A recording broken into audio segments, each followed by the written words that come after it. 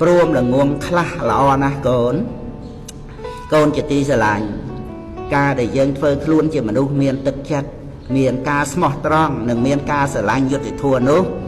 អ្នកដទៃគេអាចមើលមកថាយើងល្ងងមិនចេះរស់ស៊ីមិនចេះចង់មានចង់បានមិនចេះឆក់ឱកាសកូនហើយព្រមឲ្យគេថាទៅចុះព្រមឲ្យគេថាល្ងងល្អជាងកូនជាមនុស្សមិនមានទឹកចិត្តមិនមានសុចរិតឆ្មោះនិងមិនមានយុត្តិធម៌កូនធ្វើការដោយស្មោះត្រង់មានទឹកចិត្តចំពោះអ្នកដទៃស្លូតបូតត្រឹមត្រូវសូម្បីមិនសូវមានទ្រព្យលើសអំពីការប្រើប្រាស់ដោយគេក៏ដោយតែកូនសប្បាយចិត្តគ្រួសារយើងអាចខ្វះខាតខ្លះប៉ុន្តែមានការកក់ក្ដៅរស់នៅឃើញមុខគ្នាមិនគិតខ្វល់ឬរង្គៀសចិត្តក្នុងរឿងអ្វីច្រើនដែរ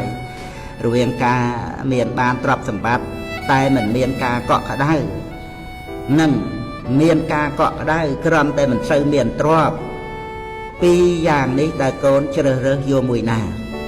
មានមនុស្សមួយចំនួនមានមុខមាត់នៅក្នុងសង្គមមានពេលវេលាដើរតាក់ទងយកចិត្តយកថ្លើមអ្នកដទៃជាងមានពេលនៅជាមួយគ្រួសាររបស់ខ្លួនឯង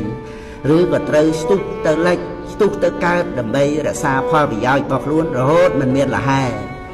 ឲ្យពេលទៅជាផលប្រយោជន៍ខាងក្រៅផ្សេងច្រើនជាងឲ្យដល់គ្រួសា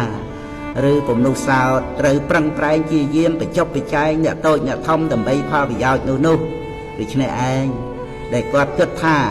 ខ្លួនគាត់ឆ្លាតបានជាភ្លេចថាព្រោះការឆ្លាតរបស់ខ្លួនឯងនោះបានធ្វើឲ្យខ្លួនមិនមានពេលបរិភោគឬបរិភោគខុសពេលមិនមានពេលដេកមិនមានពេលសម្រាកនិងមិនមានពេលឲ្យដល់គ្រួសារគ្រប់គ្រាន់ធ្វើឲ្យគ្រួសារខ្វះភាពកក់ក្ដៅ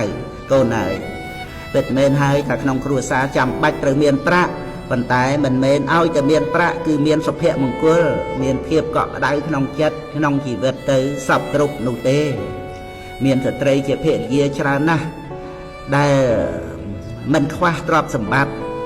មានសុទ្ធតែរបស់ល្អរបស់ថ្លៃប៉ុន្តែជាប្រកដីមានមុខអាប់ស្រពោនព្រោះខ្វះភាពកក់ក្ដៅពីស្វាមីនោះឯងមនុស្សដែលគិតថាខ្លួនឯងឆ្លាតតែមិនមានពេលដេកនៅផ្ទះត្រូវចោលប្រពន្ធចោលកូនជារឿយខ្វះការស្មោះត្រង់ជាមួយនឹងមួយខ្វះធัวសន្តោសម៉ូបលោភលន់រស់ស៊ីទុច្ចរិតខ្វះយុត្តិធម៌លក្ខកូនហើយក្នុងរឿងទាំងអស់នេះបើថាគេថាឲ្យកូននឹងឯងងងមែនទែនព្រោះតែមិនចេះដូចគេគឺជាការល្អណាស់កូនចេះត្រឹមតែការងាររបស់កូនដោយទឹកចិត្តសុចរិតស្មោះត្រង់គ្រួសារមានភាពកក់ក្ដៅដូច្នេះកូនត្រូវរស់នៅដោយសេចក្តីសុខសប្បាយ